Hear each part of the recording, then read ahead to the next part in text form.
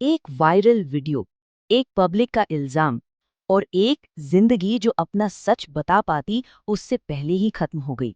ये कहानी है दीपक के मामले की।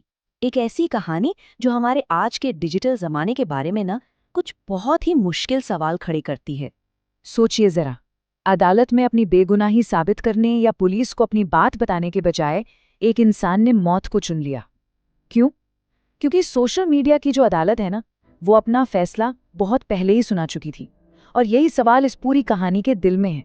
आखिर ये सब हुआ कैसे? देखिए, ये सब कुछ शुरू हुआ एक वीडियो से। बस एक छोटी सी क्लिप जो जंगल की आग की तरह फैली और एक ऐसे सच को दुनिया के सामने ले आई जिसने एक इंसान की पहचान पर हमेशा के लिए एक सवालिया निशान लगा दिया। सिर्फ 30 सेकंड, बस इतना ही टाइम लगा एक इंसान के कैरेक्टर को जज करने में, उसे गुनाहगार ठहराने में और उसकी सजा तय करने में। क्या सच में आधा मिनट किसी की पूरी जिंदगी का फैसला करने के लिए काफी होता है? तो वीडियो ने एक बहुत ही परेशान करने वाली तस्वीर दिखाई। एक भीड़ से भरी बस, गुस्से में एक महिला और एक आदमी जो साफ तौर पर कुछ गलत करता हुआ नजर आ रहा था। ऑनलाइन भीड़ के लिए तो मामला एकदम क्लियर था।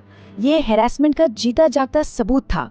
बिना किसी सवाल के, बिना पूरी बात जाने फैसला सुना दिया गया। दीपक को दोषी ठहराया गया। किसी कानून की अदालत में नहीं, बल्कि पब्लिक ओपिनियन की उस अदालत में जहां सुनवाई का कोई मौका ही नहीं मिलता। लेकिन क्या हो अगर कैमरे ने पूरी कहानी कैप्चर ही ना की? क्या हो अगर उस तस्वीर का एक दूसरा पहलू भी हो जो उस वायरल वीडियो के फ्रेम से बाहर रह गया था? और यहीं पर हम एक बहुत ही बुनियादी सवाल पर आते हैं।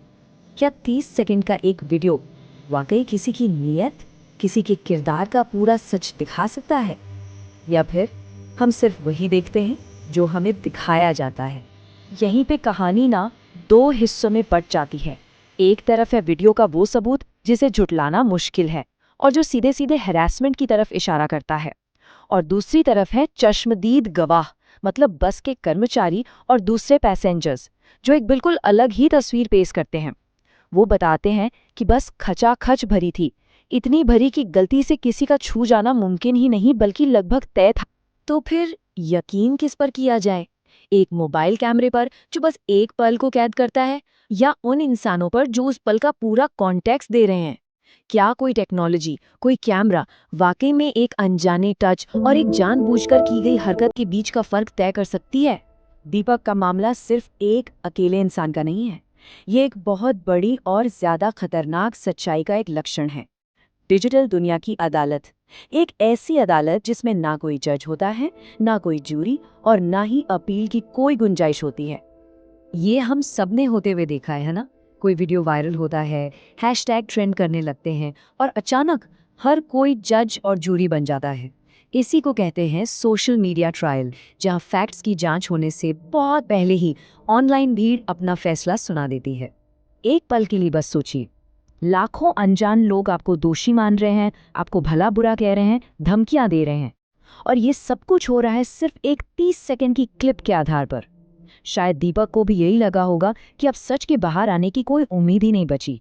डिजिटल नफरत का वो तूफान शायद कुछ ज्यादा ही ताकतवर था। पता है, कुछ लोगों ने इसे डिजिटल मर्डर का नाम दिया है, और जब इसके बारे में सोचते हैं तो ये शब्द काफी हद तक सही लगता है। ये किसी इंसान की इज्जत की, उसकी सोशल लाइफ की और आखिर में उसके जीने की इच्छा की हत्या है, जो कीबोर्ड और स्क्रीन के जरिए की जाती है। दीपक की मौत के साथ ही न्याय की कोई भी उम्मीद खत्म हो गई। ना कोई मुकदमा चला, ना कोई फैसला आया। पीछे रह गए तो बस कुछ अनसुलझे सवाल जो हम सबको परेशान करते हैं। एक डिजिटल समाज के तौर पर हमारी अपनी भूमिका पर सवाल उठाते हैं। चलिए एक बहुत ही असहज ख्याल पर गौर करते हैं। एक पल के लिए मान लेते हैं कि वीडियो में जो दिखाया गया वो सच था। तो भी क्या सजा? समाज में बदनामी, नौकरी का जाना और आखिर में मौत। क्या ये सजा उस कथित जुर्म के बराबर थी? वो कौन सा मोड़ है जहां इंसाफ बदला लेने में बदल जाता है? और अगर वीडियो गुमराह करने वाला था, अगर दीपक बेकसूर था, तो फिर उसकी मौत का जिम्मेदार कौन है? क्या वो शख्स जिसने वीडियो बनाया, या हर वो इंसान जिसने उसे शेयर किया, उस पर कमेंट किया, या बिना सोचे समझे उसे सच मान लिया? शायद जब हम आईने में देखते हैं तो पाते हैं कि इसकी जिम्मेदारी हम सब पे है, और ये एक ऐसा सवाल है जिसका सामना हमें हर